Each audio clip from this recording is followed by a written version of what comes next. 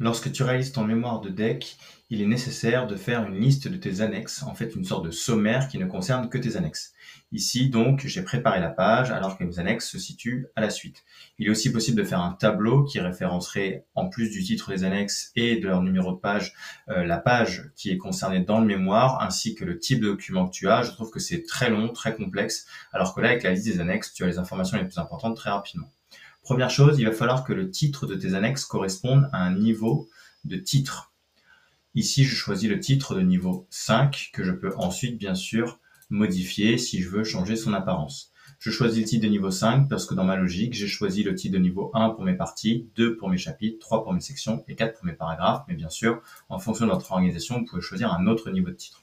Je vais réitérer l'opération pour l'ensemble de mes titres d'annexes, jusqu'à temps que toutes mes annexes, ici mes 5 annexes fictives, soient des titres de niveau 5. Je me situe sur la page que j'avais réservée à cet effet pour créer ma liste des annexes et je vais aller effectivement dans Références, insérer une table des illustrations. La petite différence avec la table des illustrations que l'on connaît, figures, tableaux, etc., c'est qu'ici je vais choisir de faire Options et je vais aller chercher cette fois-ci un des styles de ma galerie. Le style que je choisis est donc le style de niveau 5. En gros, je suis en train de lui demander de créer un sommaire spécifique pour les titres de niveau 5.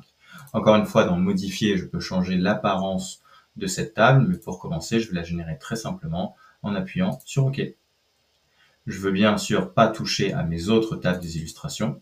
Et voici que ma liste des annexes vient de se créer. Elle est très simple, elle est cliquable avec un CTRL clic gauche pour suivre le lien, et je peux toujours la mettre à jour en la sélectionnant et en appuyant sur F9. Soit mettre à jour les numéros de page uniquement, si j'ai décalé la numérotation des pages en rédigeant à nouveau, ou mettre à jour toute la table si j'ai rajouté de nouvelles annexes, ou par exemple si j'ai changé le titre de mes annexes. Et voilà comment faire une liste des annexes très simple avec le titre et aussi le numéro de la page concernée.